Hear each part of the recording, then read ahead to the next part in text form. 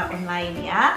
Tapi Mei mau mengingatkan ketika anak-anak beribadah di rumah, beribadahlah seperti pada saat anak-anak berada di dalam gedung gereja. Tetap menggunakan pakaian yang rapi, beribadah duduk yang baik, tidak boleh angkat kaki, tidak boleh sambil makan, bukan tidur-tiduran, apalagi main game di HP. Terus ganggu teman, mari ke sana kemari, yang bagus supaya anak-anak ketika anak-anak beribadah dengan sungguh-sungguh, anak-anak akan diberkati oleh Tuhan. Oke, selamat beribadah. Tuhan Yesus memberkati. Mazmur 91 ayat 1-6. Orang yang duduk dalam lindungan yang maha tinggi dan bermalam dalam naungan yang maha kuasa akan berkata kepada Tuhan, tempat perlindunganku dan kubu pertahananku, Allahku yang kupercayai. Sungguh dialah yang akan melepaskan engkau dari jerat penangkap burung, dari penyakit sampar yang busuk.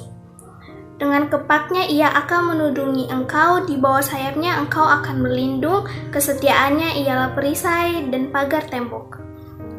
Engkau tak usah takut terhadap kedahsyatan malam, terhadap panah yang terbang di waktu siang, terhadap penyakit sampar yang berjalan di dalam gelap, terhadap penyakit menular yang mengamuk di waktu petang.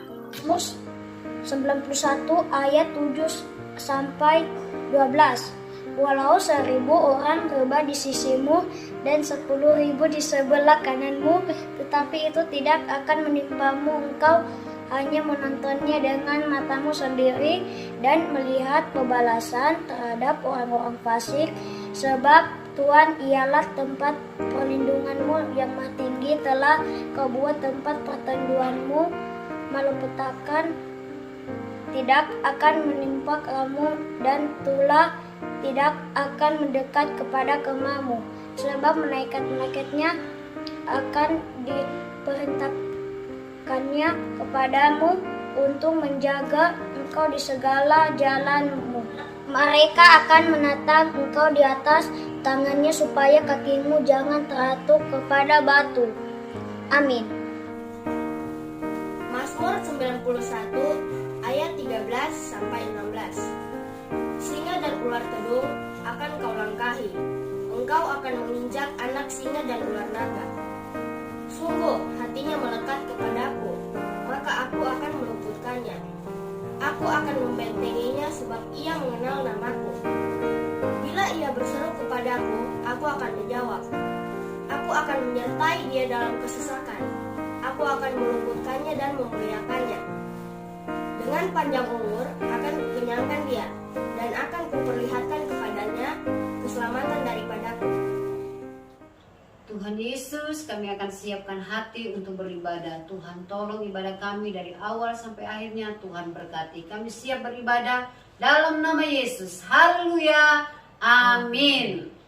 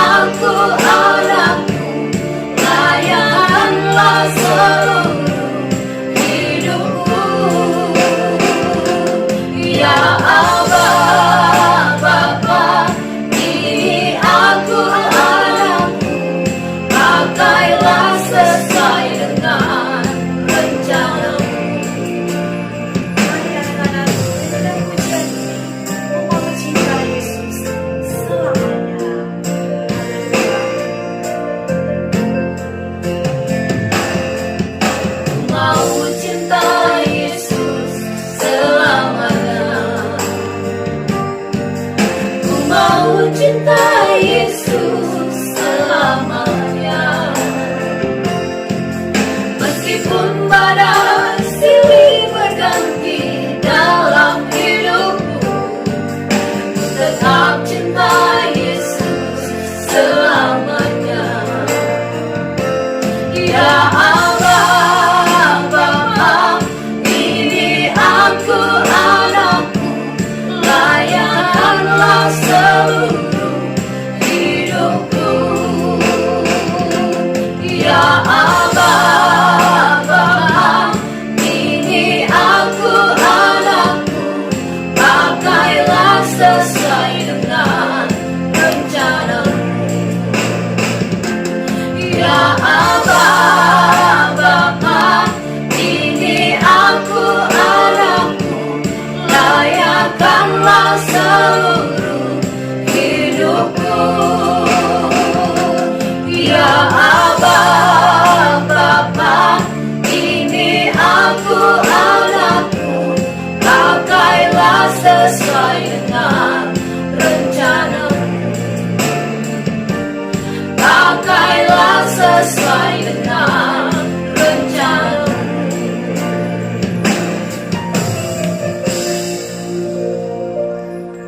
Kami siap memuji nama Tuhan. Haleluya. Amin. Amin. Mari kita angkat pujian dengan Dia panggil nama saya.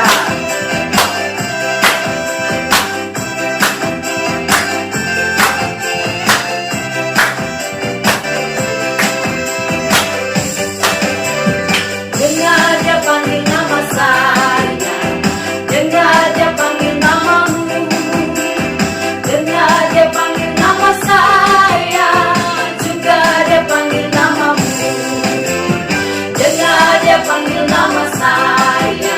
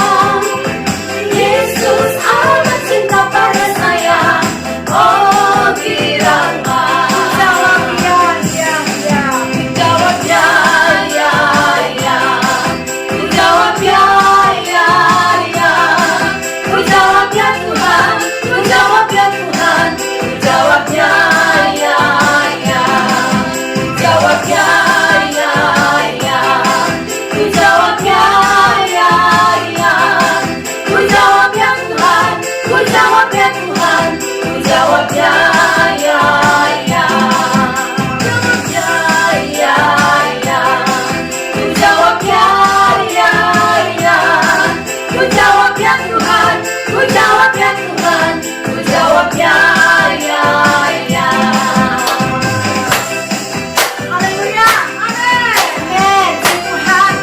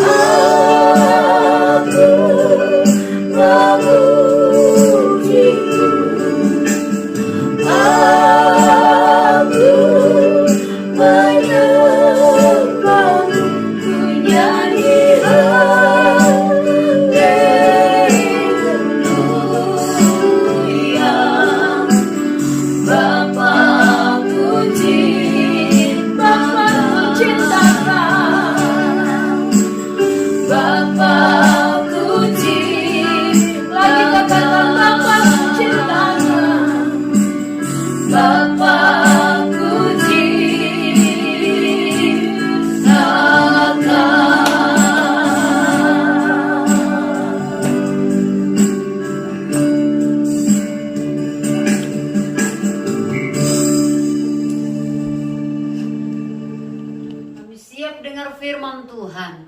Dalam nama Yesus. Haleluya. Amin. Shalom. Siapa? Kurir. Silakan.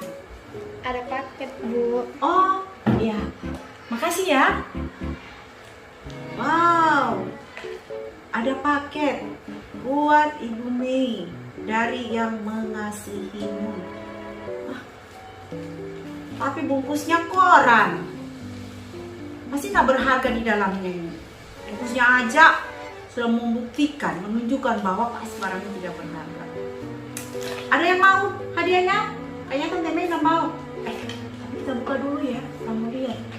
Kayaknya ada bunyi-bunyi. Kita buka ya. Kali juga sabun mandi kali.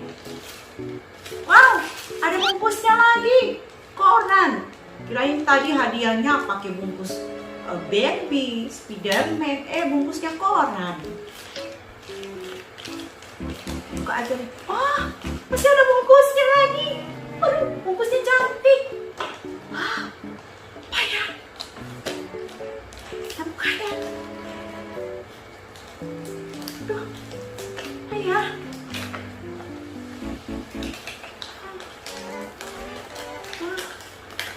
Aduh, hadiahnya bagus kayaknya ini. Ada hadiah. Waduh, ada bungkus lagi. Apa ya? Kita buka. 1, 2, 3. Apa ya? Wow, perhiasan. Aduh, cantik. Dari mutiara, berlian. Wow, pasti ini mahal harganya ya. Wow, senangnya Tante Mei, senangnya. Terima kasih. Dari mana tadi? Dari Yang Mengasihimu. Wah, terima kasih ya, terima kasih. Shalom anak-anak.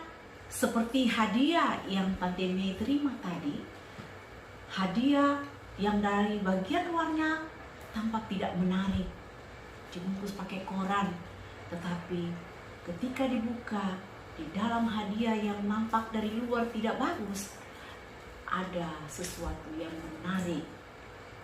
Hari ini Tante Mei akan membawakan firman yang berjudul Hadiah di Balik Masalah. Anak-anak sekalian, kadang-kadang kita bisa melihat sesuatu yang menurut kita tidak baik, kemudian kita berpikir bahwa sesuatu itu tidak berguna. Tetapi dari cerita tadi, bahwa kita tidak boleh melihat sesuatu yang tidak baik itu, kemudian kita mengambil kesimpulan bahwa itu tidak akan berguna bagi kita. Oke? Nah, anak-anak, tahun 2021 ini kita masih dihadapkan dengan yang namanya virus corona. Tahun 2020 kemarin kita masih menghadapi yang masalah yang sampai saat ini masih kita hadapi, yaitu corona. Kita berpikir kapan akan selesai masalah yang kita hadapi. Tapi ketika kita masuk di tahun yang baru, masalah itu tetap ada. Nah, anak-anak, mari kita buka pikiran kita bahwa sesuatu yang menurut kita tidak baik, pasti ada sesuatu yang berguna untuk kita. Ya, berguna untuk kita. Kadang-kadang kita melihat masalah demi masalah, persoalan tahun ini kita tidak bisa sekolah lagi. Ya, rencana tahun ini mau sekolah tapi tidak bisa lagi sekolah karena ada corona.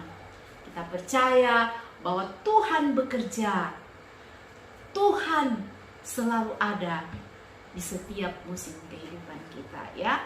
Jangan melihat masalah itu, tetapi mari kita melihat di balik masalah ada sesuatu yang luar biasa yang Tuhan siapkan. Nah, kali ini Tante Mei akan bercerita tentang seorang tokoh Alkitab, ya, yang bernama Yusuf.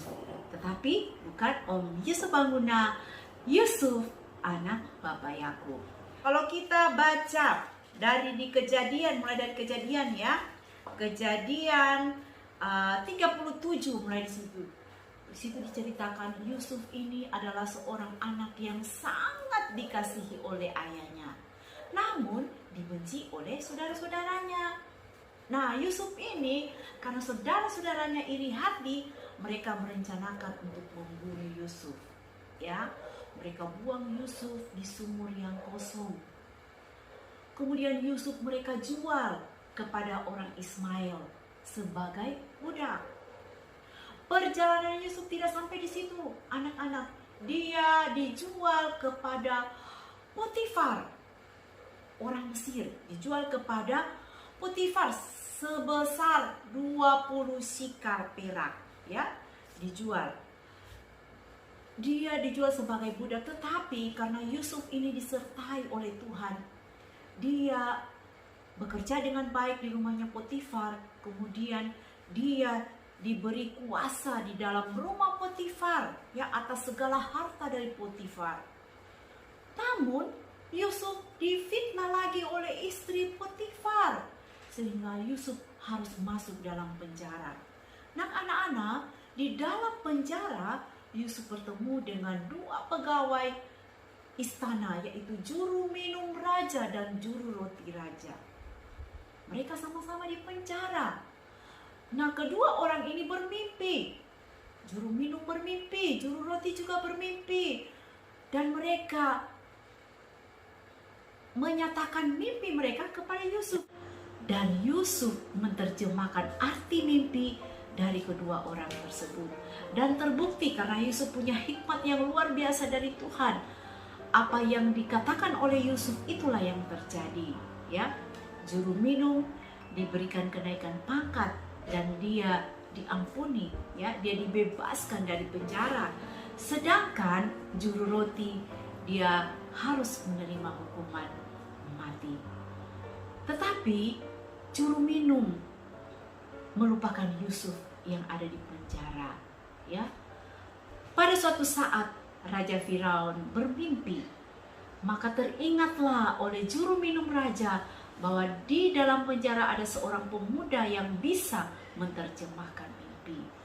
Mulai dari saat itulah Yusuf, perjalanan hidup Yusuf yang kalau kita lihat ke belakang betapa Yusuf menderita, ya, dia dilupakan, dia dibenci, dia difitnah. Tetapi ketika dia bertemu dengan Firaun, dia menerjemahkan arti mimpi Firaun dan dia memberikan masukan kepada Raja Firaun. Maka Yusuf diangkat menjadi Perdana Menteri Mesir, orang kedua dari Raja Firaun. Luar biasa, ya.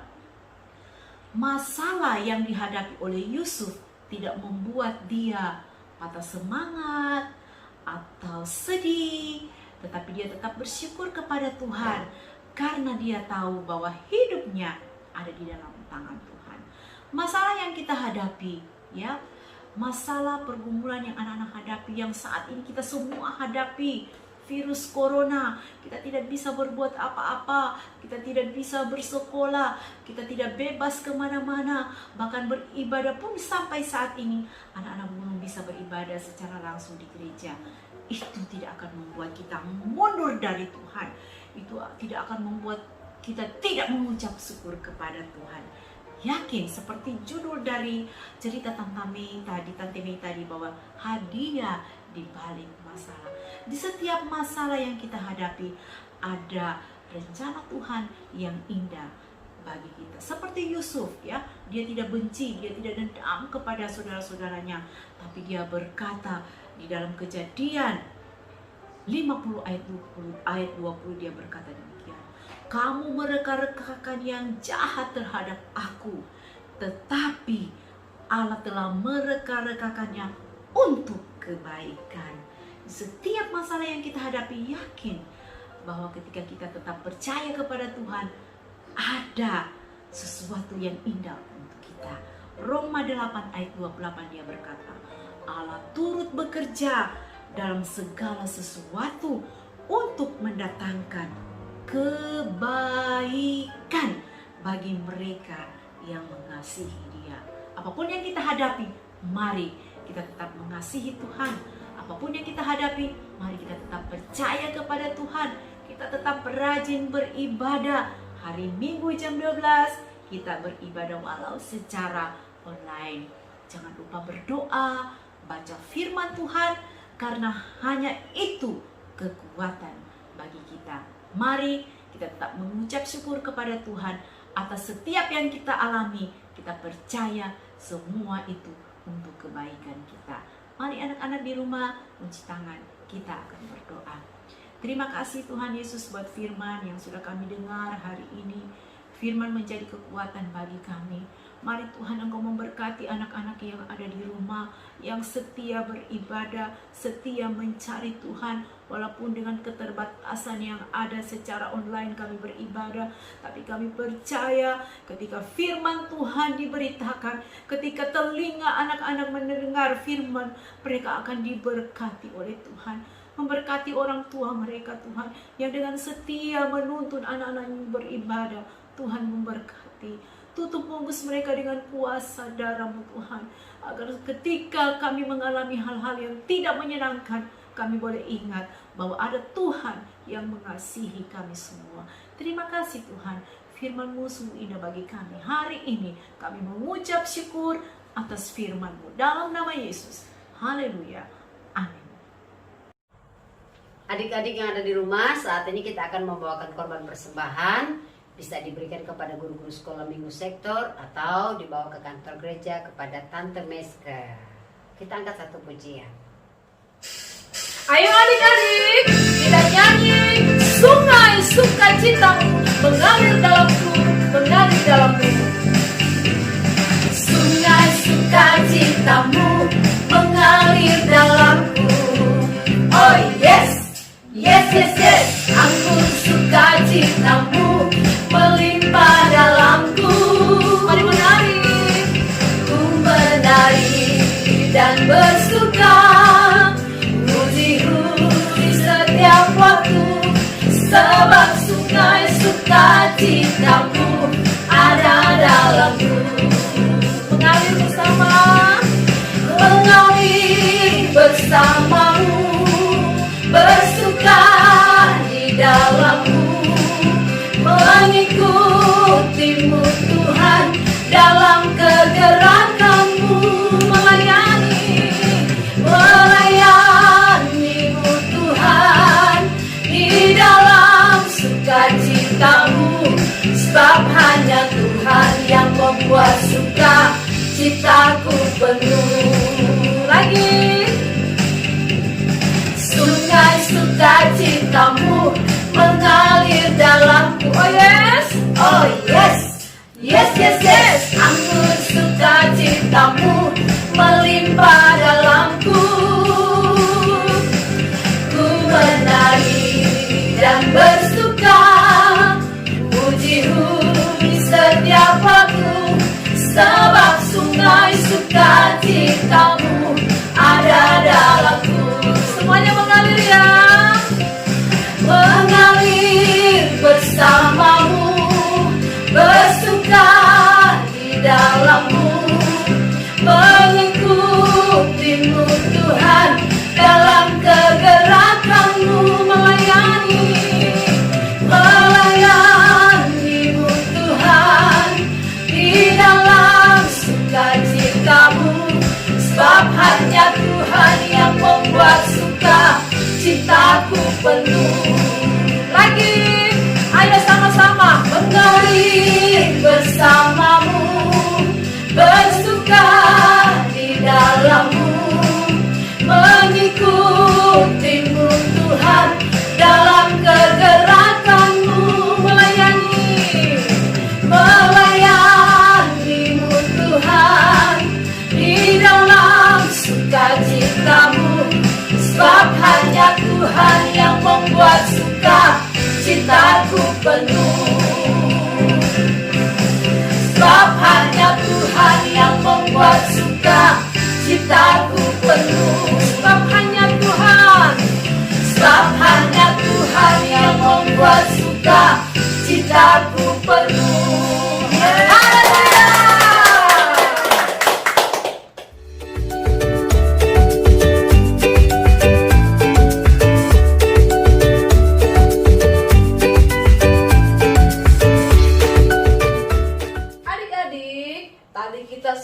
sudah memuji Tuhan, kita sudah menyembah Tuhan, bahkan kita sudah mendengarkan firman Tuhan. Tante kita percaya, guru-guru semua percaya bahwa adik-adik semua diberkati oleh Tuhan. Bahkan mama papa, kita semua yang sempat menyaksikan ibadah sekolah minggu pada saat ini diberkati oleh Tuhan. Dan saat ini kita akan mengakhiri seluruh rangkaian ibadah kita pada saat ini. Kita akan berdoa dan kita akan menutup ibadah kita pada saat ini. Mari kita berdoa.